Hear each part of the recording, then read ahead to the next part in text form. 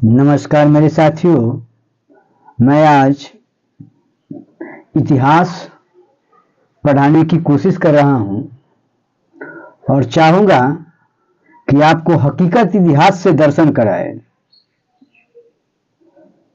हकीकत इतिहास से आपको रूबरू कराने की कोशिश करे। मैं अवतार कोचिंग सेंटर महनार से आपके सामने पेश कर रहा हूं और YouTube पर जाकर के मेरा चैनल सर्च भी कर लीजिएगा। चैनल का नाम है अवतार कोचिंग सेंटर महनार और इससे जुड़ने की कोशिश कीजिए और हकीकत क्या है इसको जानने में आपको सहूलियत मिलेगी।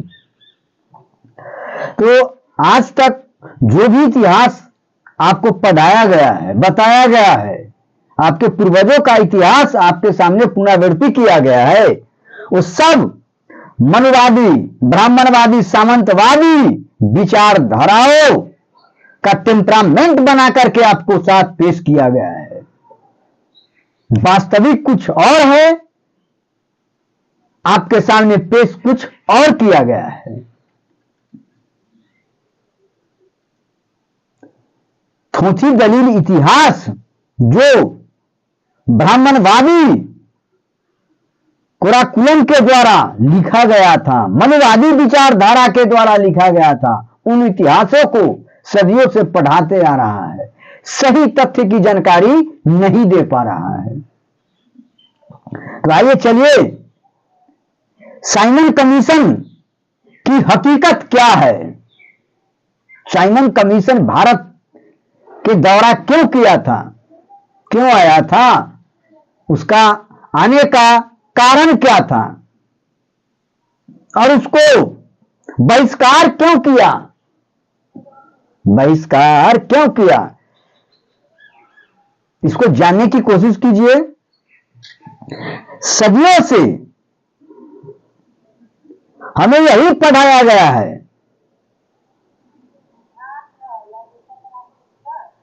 कि गांधी ने साइमन कमीशन का विरोध किया। गांधी ने साइमन कमीशन का विरोध किया। गांधी क्या था हकीकत में, इसको जानने की कोशिश कीजिए।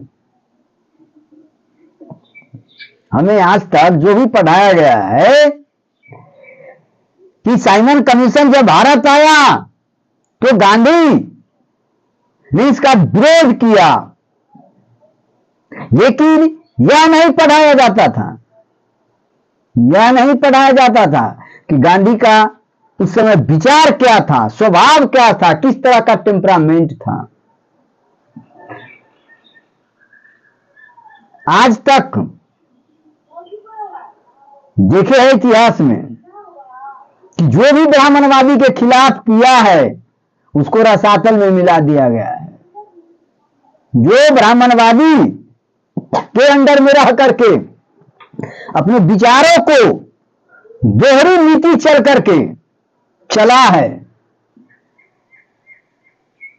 उसी का नाम इतिहास में रहा है। गांधी जी प्योर मनुवादी विचारधारा के थे, कट्टर ब्राह्मणवादी थे, इसको समझिए। उन्होंने ही दलित, महादलित और पिछड़ों का अधिकार को दबाया है, वही दबाया है। वो कभी उसका विरोध नहीं करता था, हमेशा ब्राह्मणवादी विचारधारा को ऊपर रखना चाहता था। जानते हैं साइमन कमीशन जब भारत आया था तो उसका मेन लक्ष्य था कि दलित, महादलित, जिसको हजारों वर्ष पहले से दबाया गया है, सदियों से दबाया गया है, कुचला गया है, उनको अधिकारों से वंचित करके रखा गया है, उनको हमको सही हाशिए पर ला करके रखना है। उन हाशियों पर जो अभी पड़ा हुआ है उसको विकास के धारा में जोड़ना है, उनको अधिकार को समझाना है, उनका अधिकार को देना है। लेकिन वो जब आया भारत में सर्वे करने के लिए तो ये सब मनुवादी विचारधारा के लोग कस करके विरोध कर दिया और आम जनता को उल्टा पुल्टा दिस दैट करके इतिहास को पढ़ा दिया, बता दिया, समझा दिया। क्यों क्यों गांधी जी उस समय चैंपियन बने? क्योंकि उस समय साक्षरता दर बहुत कम था, उनके विचारों को समझना बड़ी मुश्किल था, दोहरी नीति था जो नहीं सकता था। उस समय दलित, महादलित, पिछड़ों को शिक्षा से वंचित किया गया था, जानवर की तरह जीने के लिए मजबूर कर दिया गया था। तो और गांधी ब्राह्मणवादी विचारधारा के, विदेश नीति को समझने वाला एक छोटा मोटा अनपढ़ जाहिल क्या जानता उनके बारे में? जो कह देता उसको विश्वास हो जाता था। गांधी उसका विरोध किया था, लेकिन यहां के जो आज अंबेडकरवादी के नाम से जानते हैं, उसी विचारधारा के लोग उनको स्वागत भी किया था साइमन कमीशन को जब भारत आया था तो, और बुलाया था। वो कमीशन था कौन? देखिए, तीन शख्स था जिन्होंने साइमन कमीशन को स्वागत किया था। कौन कौन था? ओबीसी समाज से चौधरी सर छोटू राम था, जो पंजाब से बिलोंग्स करते थे। एससी से डॉक्टर भीमराव अंबेडकर, जो महाराष्ट्र से बिलोंग्स करते थे, और ओबीसी से शिव दयाल चौरसिया, जो यूपी से बिलोंग्स करते थे। अब सवाल उठता है कि गांधी ने साइमन कमीशन का विरोध क्यों किया था? सवाल यह भी आपके सामने खड़ा होता है कि साइमन कमीशन को गांधी क्यों विरोध किया था? क्योंकि 1917 में अंग्रेजों ने एक कमेटी गठन किया था जिसका नाम था साउथ बरो कमीशन, जो कि भारत के शूद्र, अति शूद्र, अर्थात आज जिसको हम एससी, एसटी, ओबीसी के नाम से जानते हैं, आधुनिकता में आज के दौर में एससी, एसटी और ओबीसी के नाम से जानते हैं। समझे ना? उनको पहचान के रूप में इस तरह के दिया गया है। लेकिन 1950 से पहले शूद्र, अति शूद्र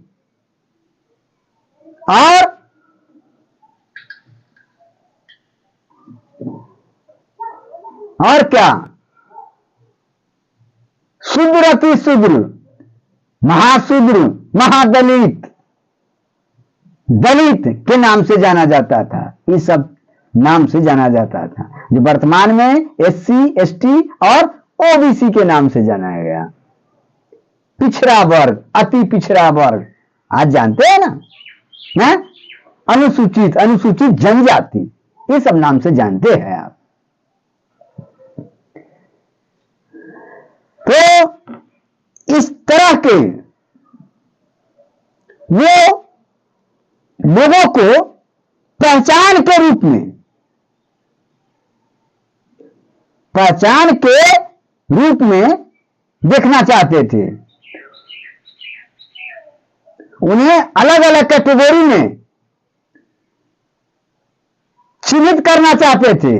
हर क्षेत्र में अलग अलग प्रतिनिधित्व दिया जाए, ऐसा काम हो करने के लिए यहां भारत में आया था। कौन? Simon commission. इस सबको चिन्हित करके हमको अलग ढंग से इसका कम्युनिटी बना देना है और विकास के लिए एक संस्था का गठन करना है। देखा, हजारों साल से वंचित है। 85% जो जातियां है भारत में, वो हजारों वर्ष से वंचित है। तब उनको दिन में ज्वार भाटा आया हक अधिकार दिलाने के लिए। उनके दयनीय स्थिति इतने दिन से नहीं ऊपर उठ रहा था, बहुत जर्जर था। उस समय ओबीसी के तरफ से साहू महाराज ने भास्कर राव यादव को और एससी एसटी को भीमराव अंबेडकर को पेश किया।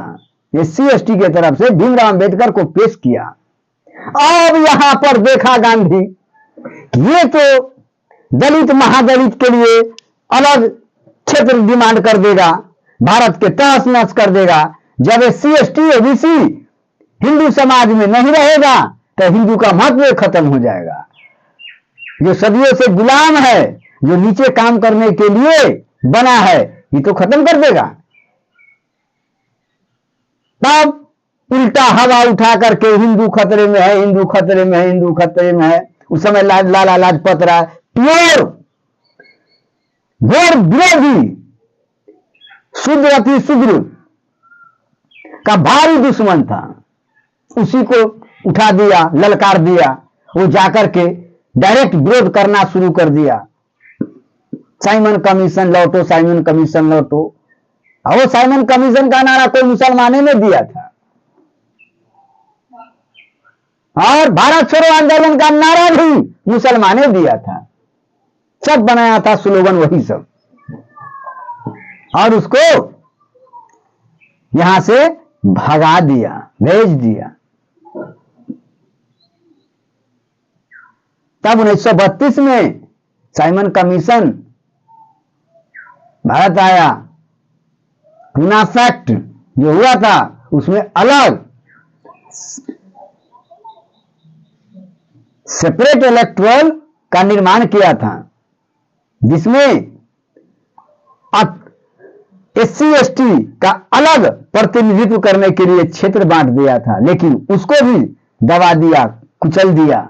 यही मनवादी विचारधारा के लोग, यही महात्मा गांधी और आज महात्मा गांधी। इसीलिए ब्राह्मण के साथ मिलजुल करके रहा, ब्राह्मण का विरोध नहीं किया, तो वो वर्ल्ड सिटीजन के नाम से जाना गया। विश्व के बापू, विश्व बापू के नाम से जाने गए। उस समय वो कौन था? बनिया समाज से था, और ब्राह्मण के साथ मिलजुल करके रहा, इसीलिए विश्व के बापू के नाम से जाना गया, वर्ल्ड सिटीजन के नाम से जाना गया। और आज उसी समाज से है नरेंद्र मोदी। ये भी विख्यात हो जाएगा, क्योंकि ब्राह्मण का लाउड स्पीकर है, ये ब्राह्मणवादी का लाउड स्पीकर है। ये भी विश्व विख्यात हो जाएगा, देख लीजिएगा, महात्मा गांधी से ऊपर हो जाएगा। यही है मनुवादी, सामंतवादी। ऐसे विचारधारा को जितना जल्दी हो बर्बाद कर दो, खत्म कर दो, कुचल दो, उनके विचारों का अधीन मत बनो। जय हिंद, जय मूल निवासी, जय बहुजन समाज।